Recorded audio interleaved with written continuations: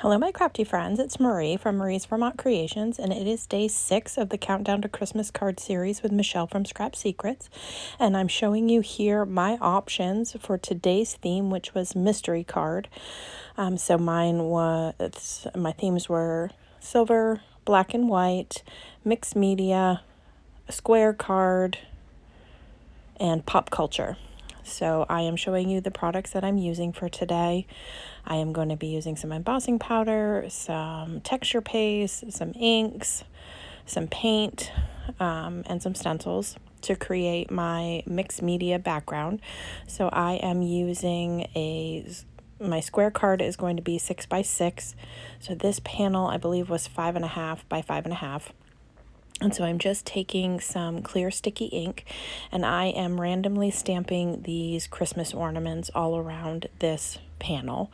I honestly could have left this step out because by the time I'm done adding in the paste, the splatter, all of the things, you won't even notice them because I do use clear embossing powder to coat them, so it gives a tone-on-tone look. So that's what I'm doing here, just so I didn't want it to dry, so I'm adding my powder, but I'm going to keep stamping. And anything that's in my way for extra embossing powder, I will just use a paintbrush or my hand to get rid of, because did I remember to use my anti-static powder tool? Of course not. So it did cling a little bit where my hands have been. So I just wiped it away with that paintbrush that you see there. And so I'm just continuing to add my little ornaments. And this ornament stamp set is a little one.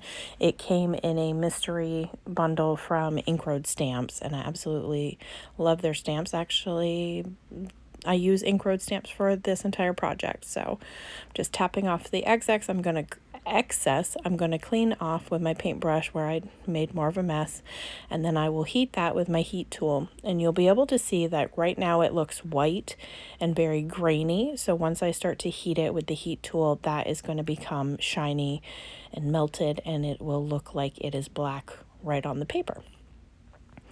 And then from there, I am going to continue using the embossing ink, and I am going to swipe it around the edges of my panel so that I can give myself an embossed border. So I want this to be not uniform, so it can be a little thicker in places than it is in others. So I am going to use silver embossing powder once I do the edges, just to tie in some of the silver. And so while I'm doing that, I just thought I would talk to you a little bit about this series. So I am joining Michele from Scrap Secrets. This is our 3rd year together. We have 25 projects between now and Christmas. We'll bring 2 videos a week on Mondays and Fridays. We've randomly selected 25 themes, techniques, stamp sets, with just different ideas that we've come up with, and we've tried to be unique from previous years so that we don't overlap things. And both Michele and I absolutely love doing these mystery cards. So we come up with, each of us pick out of a category, we pick, I don't remember if it was 2 or 3 options, and then we randomly select from those options. So it could be all of her card ideas, it could have been all of mine, or a little mixture of both, just to give you what kind of card you need to create. And these kind of get you thinking outside of the box because they're not things that I would normally do. Like mixed media and Christmas cards aren't normally something that I would typically gravitate towards. So it forced me to think about it differently and how I wanted to come about it, and with that particular color scheme, so keeping it kind of black and white with the splash of silver in it. So now that I've heated that embossing powder around the edge of my panel, I am just taking this splotchy stencil, and I'm just using some white pigment ink to cover that up. So again, I'm covering up all of the ornaments that I've already stamped, but it works out. It's fine. And then once I get this stenciled on, I am going to use some texture paste and another double-sided stencil from Tim Holtz to add some texture paste to the panel as well. And then I will splatter it with some silver metallic paint like a dark gray, and a white paint, just to give some splatter and some more texture to the panel.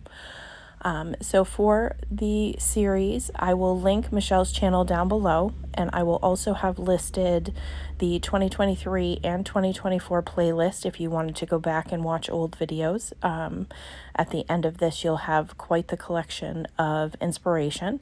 And like I've said before, these videos are all, easily, you could change them to be birthday cards or sympathy cards, or you could take the technique and update the colors or the sentiments and the stamps that you use, so it doesn't have to be holiday cards that you create. And I will also have Michele's channel linked down below, so I hope that you'll check out and see what her mystery card options were and what she created. And then at the end of my video, in the end screen, I will have the current year's playlist, which will have, the up-to-date ones. So if you needed to catch up, you definitely could go back. I appreciate everyone watching the videos and interacting and commenting. I greatly appreciate it. I will be doing a giveaway at the end of this series. So I will randomly select one video from the series and pick comments from there. So the more you comment, the more your chances are to be entered into the giveaway. So if there's any questions that you have or ideas that you have that you would like to see for the channel, definitely feel free to leave them for me down below. I read all the comments. Sometimes it takes me a little bit, but I definitely check them all out and love to hear from all of you. So do you like doing mixed media cards? I know that those are sometimes, not everyone's favorite, but then there are other people that really enjoy this type of card making. So is that something that you enjoy, or do you kind of shy away from it? And so this is the front panel of my card. And so I am taking this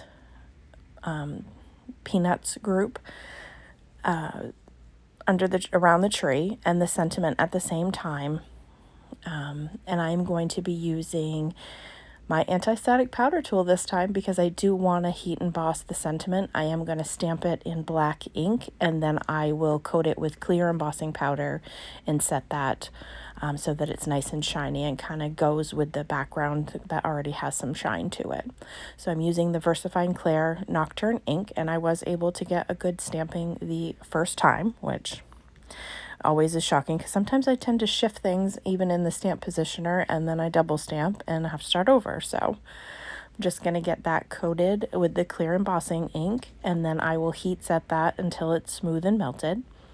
And you can't see it as well as you could on the black panel, but it is always something I enjoy, is to watch embossing powder melt, and especially metallic embossing powder, but any of it I enjoy.